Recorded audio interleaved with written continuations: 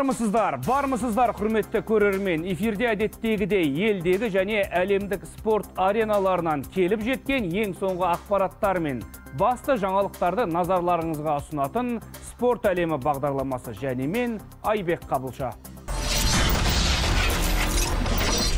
Дзюдодан әлем чемпионат аяқталды. Ташкент төріндегі татамиде қазақ палуандары бар болғаны қос қолаға қанағат білдірді. Жарыстың алғашқы күні Елдос Сметов пен Әбиба Абу Жақынова қол жеткізген жеңіл салмақтағы жүлделер басқа спортшыларымызға бұйырмады. Осылайша дүниежүзілік біріншіліктің бірінші күніндегі қуанышымыз артынша су сепкендей басылды. Қазақстандық қыз жігіттерге неліктен алтын жүлде бұйырмады? Алтыннан алқа тағуға не кедергі болды? Қашанғы Елдос Сметовке арқа сүйейміз? Ұлттық құрама сапында өзгерістер бола ма деген секілді сұрақтарға жауап іздеп көрсек.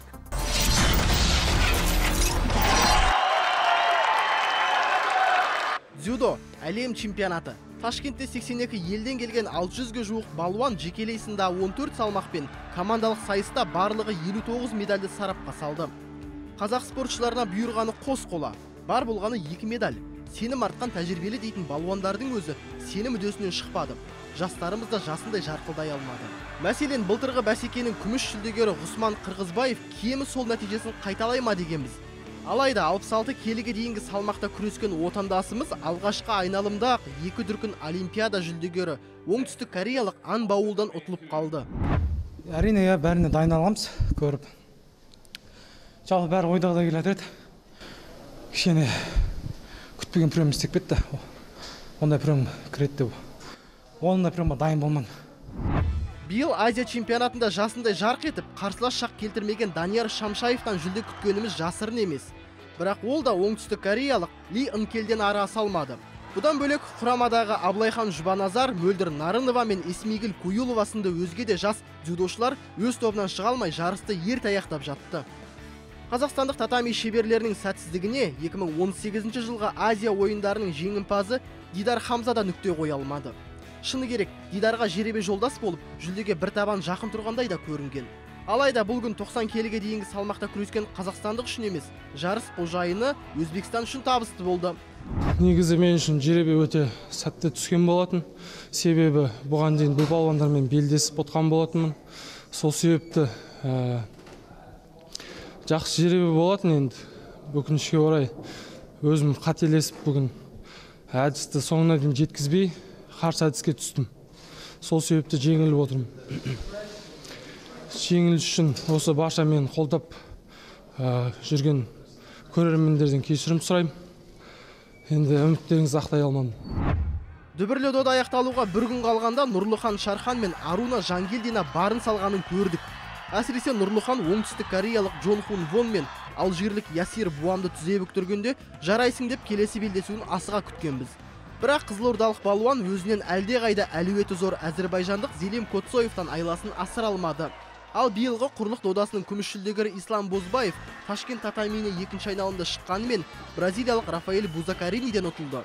Сондай-ақ Аруна Жангелдина да тайпейлік дзюдошының осал тұсын тауып келесі кезеңге жолдама алған. Өкінішке қарай екінші белдесуде болашақ әлем чемпионы 3 дүркін Олимпиада жүлдегері бразилиялық Майра Агиярдың мықты екенін мойындауға мәжбүр болды. Чемпионаттың соңына қарай сынға түскен аса ауыр салмақтағы Камила Берліқаш пен Ерасыл Қажыбай да алғашқы айналымнан араспады. Ал Нидерландымен болған аралас командалық бәсекеде жеңімпаз соңғы сәтке дейін анықталған жоқ. Негізгі жекпе-жектердің үшеуі біздің, қалған үшеуі қарсыластың пайдасына аяқталды.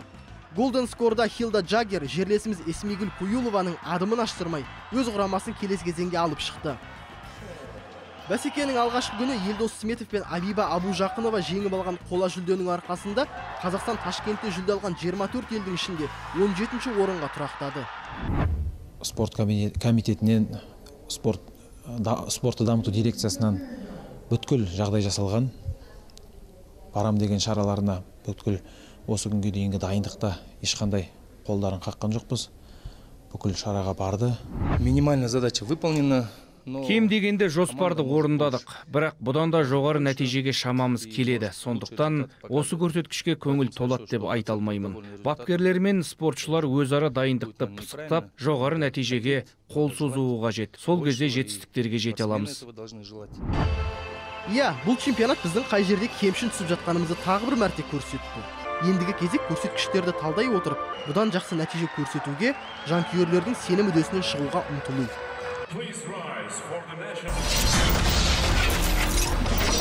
Теннис әлемінің тарландарын елордада тоғыстырған ATP 500 жарысы мәресіне жетті. Астана Open деп айдар тағылған турнирде Новак Джокович топ жарды. Финалда Стефанос Циципаспен шеберлік байқасқан сербиялық теннисші 2 сет қорытындысы бойынша жеңіс тойын тойлады. Қазақ жерінде дәл осындай деңгейдегі доданың алғаш рет өткені белгілі. Ендеше ел тарихындағы ең ірі теннис турниріне тағы бір мәрте оралып көрсек. Астана Open'нің соңғы матчы кез келген мәртебелі турнирдің финалынан кем түскен жоқ. Жанкүйерлер әр ойынын асыға күткен үлкен дулыға бәсекелерінің 21 мәрте жеңімпазы Новак Джокович пен Стефанос Циципас бас жүлдені сарапқа салды. Толысқан тәжірибе мен жастық жалының арпалысында алғашқысының мерейі үстем түсті. 1 сағат 15 минутқа созылған текетірес серб теннисшісінің пайдасына аяқталды. Осылайша Новак қоржынын 500 ұпаймен толықтырып, 355 мың ақш долларына ие болып қана қойған жоқ. Астанада карьерасындағы 90-шы жүлдесіне қол жеткізді. Мен бала кезден керемет карьера жасай аламын деп сендім. Бірақ қанша рет финалға шығып, тағы қанша жүлдем болатынын жоспарламайтынмын. Соған қарамастан үнемі биік мақсатқа ұмтылдым. Қазір осындай жоғары деңгейде ойнап жүргеніме шынымен қуаныштымын. Себебі 35 пен 25 жастағы ойынның айырмасы жер мен көктей. Бір жағынан тәжірибең толыса түседі екен. Бұл шынымен әр матчта өзіме байқалып тұрады. Өзінен әлде қайда тәжірибелі қарсыласының бұл жеңісі заңды екенін Стефанос та мойындады. Не айтуға болады? Керемет ойын. Бұл сенің турнирің болды. Жарыстың басқаша аяқталуы дұрыс болмас еді. Сені командаң мен отбасыңды осы жеңіспен құттықтаймын. Джокович мырза, бұл жүлдеге әбден лайықсың. Бүгін саған ешқандай қарсылық көрсете алмадым. Қазақ жерінде бірінші рет жалау желбіреген дүбірлі додада жерлестеріміздің ойдағыдай өнер көрсете алмағаны қынжылтты. Қалай дегенмен өз жанкүйерлерінің көз алдында қомақты қаржы мен әжептәуір ұпайға ие болғаны бізге де жақсы емес пе? Жұптық сындағы теннисшілеріміз іріктеуден ара салмады. Қазақстандықтар арасында алысқа барғаны Александр Бублик қана. Алайда ширек финалға берілер жолдама жолында поляк Хуберт Хуркачқа есе жіберді. Жалпы алғанда бас қаладағы теннис мерекесі қызығарлықтай болды деуге негіз бар. Көптеген отандасымыз кіл мықтылардың ойынын корт жиегінен көрді, ал таңдаулы теннисшілер түрлі іс-шараларға белсене қатысып, жанкүйерлермен бірге екенін көрсетті. Кейінгі жылдары ұлттық спортымыздың ұлықталып жүргені қуантады. Солардың бірі дәстүрлі садақ ату. Бұған дейін дәстүрлі ойындардың бірі ретінде ғана қарастырылып келген спорттың бұл түрі жақында мемлекеттік тіркеуден өтті. Енді алғаш рет ел біріншілігі ұйымдастырылмақ. Ендеше дәстүрлі садақ атудың ерекшеліктері қандай? Классикалық үлгісінен айырмашылығы бар ма? Спортшылардың дайындығы қалай деген сауалдарға жауап іздеп көрсек. Бүгінгі сюжетіміз барысында біз садақ ату спортын егжей-тегжейлі таныстырмақшымыз. Жалпы біздің елде дәл осы садақ атудың 3 түрі кеңінен таралған. Оның алғашқысы әрине классикалық мәнердегі спорт. Бұл Олимпиада ойындарының бағдарламасында бар. Сол секілді компаунд стиліндегі садақ ату. Бұл да халықаралық дәрежедегі осындай спорттың бірі, және біздің өзіміздің төл спортымыз ұлттық садақ ату стилі. Міне осы 3 спортты бүгін сіздерге таныстырамыз. Және бізге бүгінгі сюжетіміз барысында көмектесетін спортшыларды таныстырып өтсек, оның алғашқысы Айман Аман келді. Осы компаунд садақ ату стилі бойынша халықаралық дәрежедегі спорт шебері, Қазақстан чемпионатының жүлдегері. Сол секілді екінші спортшымыз Алма Келебаева, Қазақстан чемпионатының жеңімпазы, спорт шебері. Ал бізге бүгін ұлттық стилдегі садақ атуды таныстыратын бұл Александра Варапаева, садақ атудан Қазақстанның дүркін чемпионы, халықаралық жарыстардың қатысушысы. Ал және мен осы мастер-классқа жалғыз келген жоқпын, өзіммен бірге батутқа секіруден Қазақстан чемпионатының жүлдегері, спорт шеберлігіне үміткер Аружан Валихан қарындасымды алып келіп отырмын. Неге десеңіздер, бұл ұлттық спорт десе көбінің ойына ұлттық спорттағы жігіттердің бәсекесі, яғни аударыспақ, күрес, көкпар, бәйге деген секілді спорттар көз алдына елестейді. қыздардың да біздің ұлттық спорттан кенде емес екенін айта кеткіміз келеді. Оның ішінде теңге ілу бар, қыз қуу бар, сол секілді осы садақ ату спортында біздің қыздарымыз емін еркін меңгере алады. Ендеше көп сөз байық, бүгінгі мастер-классымызды бастайық, бізбен бірге болыңыздар. Александра, өзіңізден бастасақ, қалай қазір садақты оқты қалай ұстау керек, садақты қалай ұстау керек, таныстырып өтсеңіз. Лук мы держим в левой руке, так как я правша. Заряжаем мы стрелку с левой стороны. Также мы вставляем ее в седло. Есть такое специальное место, куда вставляется стрелка. И дальше мы пальцы ставим под низ стрелки именно. Каждый раз мы должны ставить в одно и то же место. И далее я уже могу стрелять. Ал қазір айтып көріңіз, көрейік.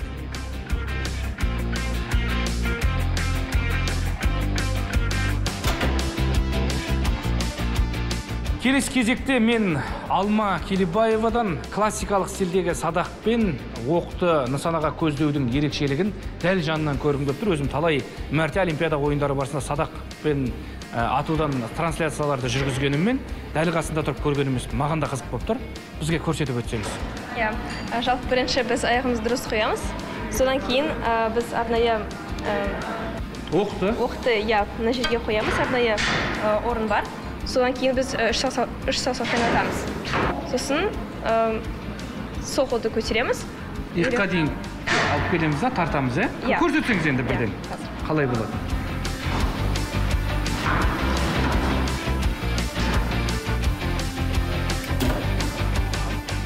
Аружан, қалай, ұнап жатыр ма? Ұнап жатыр, Міне енді біз қазір компаунд деген садаққа келдік. Мұнда ұлттық садақ пен классикалық садақтан айырмашылығы. Оларда үш саусақпен бірге тартып атса, мұнда арнайы құрылғыны орнап ату керек. Бұл жерде оқты дәл солай сол жақтан кіргіземіз, оқтаймыз, және арнайы жерге құрылғыны қоямыз. Сосын оқтың ұшу жылдамдығы да өзге садақтардан жоғары, Иә. Секундына 300 шақырым жылдамдыққа дейін ұшады. Иә. Тамаша.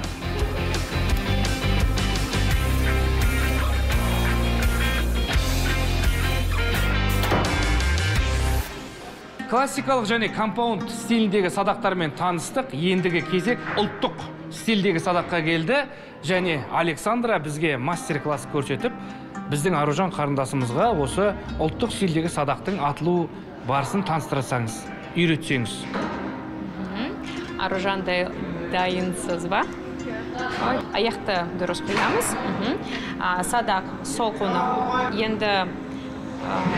Мана қолға киіп алу керек, Иә. Енді жебе аламыз. Сол жақта қоямыз. Ал енді сол қолымен дәлдейміз.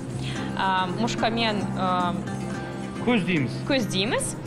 Және оң қолымен тартамыз.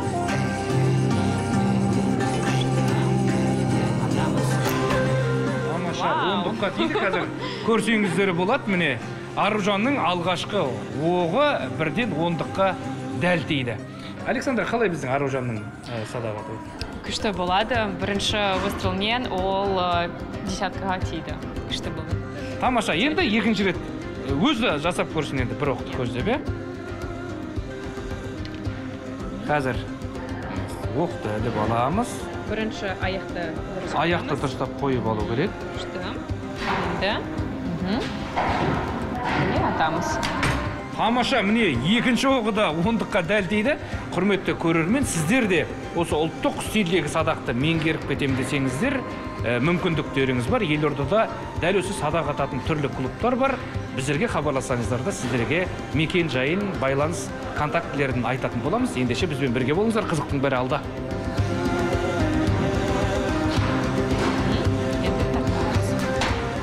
Тамаша, міне үшінші оғы да оңдыққа тиді Аружанның.